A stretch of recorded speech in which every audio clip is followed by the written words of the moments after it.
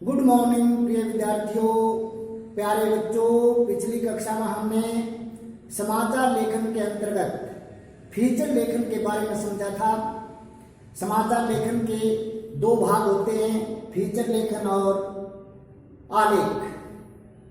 हमने फीचर लेखन के बारे में समझा कि फीचर लेखन का या फीचर का खबरों से कोई नाता नहीं होता, कोई संबंध नहीं होता, लेकिन फिर भी इनका स्थान अखबारों में ही होता है, समाचार पत्रों में ही लिखे जाते हैं।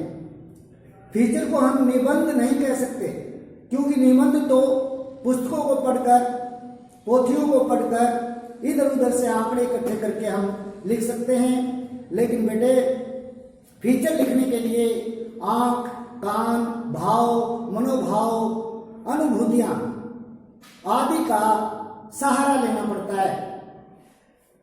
फीचर लेखन बड़ा नहीं होना चाहिए, क्योंकि बड़ा जो फीचर लेखन होता है वह अरुचिकर होता है, बोझ होता है, भारी बन जाता है। और अरुचिकर, बड़ा और भारी फीचर जो है वो फीचर की मौत है, उसको मौत कह सकते हैं हम। फीचर को मजेदार, दिलचस्प और दिल पकड़ होना चाहिए। इसकी कुछ विशेषताएं भी हमने पढ़ी थी,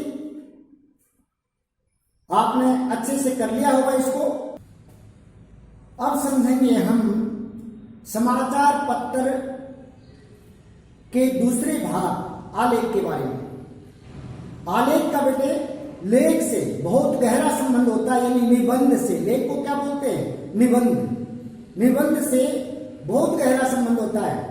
आलेख और निबंध में कोई ज्यादा फर्क नहीं होता, बस इतना है, लेख निबंध होता है और आलेख आप आ लगने से क्या हो गया, जो हमारा निबंध है वह सम्यक यानी अच्छा और सर्वांगपूर्ण होना चाहिए, यानी सब तरह से पूर्ण होना चाहिए, उसमें किसी प्रकार की कमी नहीं दिखनी चाहिए। आलेख मनुष्य के मन की जिज्ञासाओं को तृप्त करने की, संतुष्ट करने की क्षमता रखता है। आलेख में क्या होता है कि आलेख मनुष्य के अंदर जो जिज्ञासाएं उत्पन्न होती हैं, उन जिज्ञासाओं को शांत करने की योग्यता रखता है, क्षमता रखता है। और क्या होता है आलेख? ताजगी से युक्त भावों से परिपूर्ण होता है। इसके अंदर ऐसे ऐसे भाव होते हैं जिनको सुनकर मनुष्य तरोताजा हो जाता है, फ्रेश हो जाता है कह सकते हैं। और जिनमें कुछ गुण होते हैं, कुछ विशेषताएं होती हैं आलेख के अंदर भी, और वे कौन कौन सी विशेषताएं हैं यह समझेंगे आप। आलेख की जो भाषा है वो सरल, सहज और भावपूर्ण होनी चाहिए। आलेख की भाषा सरल, सहज, सरस और भावपूर्ण होनी चाहिए। आलेख के अंदर मनुष्य के मन की जिज्ञासाओं को तृप्त करने की क्षमता होनी चाहिए। और क्या होना चाहिए? मनुष्य के मन में जिज्ञासाएं उत्पन्न करने की भी क्षमता होनी चाहिए। केवल जिज्ञासाओं को शांत करने की क्षमता ही नहीं होनी चाहिए, बल्कि मन में और जिज्ञासाएं पैदा करने की भी क्षमता होनी चाहिए। इनमें विचारों की प्रधानता होनी चाहिए, विचारों की प्रधानता, और विश्लेषणात्मकता होनी चाहिए। आलेख में विश्लेषणात्मकता भी होनी चाहिए, यानी विश्लेषण का भाव भी होना चाहिए। विश्लेषण क्या होता है बेटे?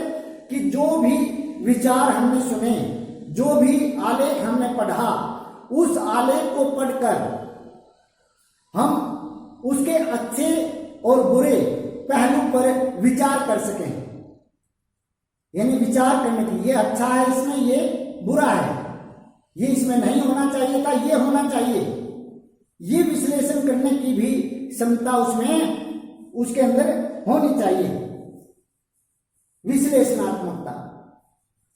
आगे देखेंगे, यह महत्वपूर्ण विषयों, अवसरों, चरित्रों और व्यक्तियों से संबंधित होना चाहिए। महत्वपूर्ण विषय होने चाहिए इसमें, महत्वपूर्ण अवसर होने चाहिए, महत्वपूर्ण चरित्र होने चाहिए और महत्वपूर्ण व्यक्ति होने चाहिए, उन पर आलेख लिखा जाना चाहिए।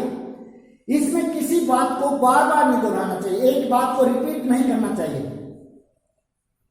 अगली विशेषता देखेंगे, यह नवीनता और ताजगी से युक्त होना चाहिए। पहले बता दिया था, इसके अंदर ताजगी से भरे हुए भाव होने चाहिए। ऐसे भाव हों जिनको सुनकर के मनुष्य तरोताजा हो जाए, ताजगी से भर जाए। इसलिए इसके अंदर, आलेख के अंदर ताजगी और नवीनता भरी होनी चाहिए। और अंतिम विशेषता है इसकी, इसका आकार बहुत बड़ा नहीं होना चाहिए।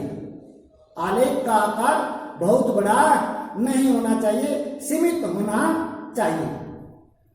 तो ये थी इसकी विशेषताएं आलेख की, और उम्मीद करता हूं आपको फीचर के साथ साथ आलेख भी अच्छे से समझ में आ गया होगा। आपने दोबारा से फिर इसको रीड करना है, पढ़ना है, समझना है। धन्यवाद।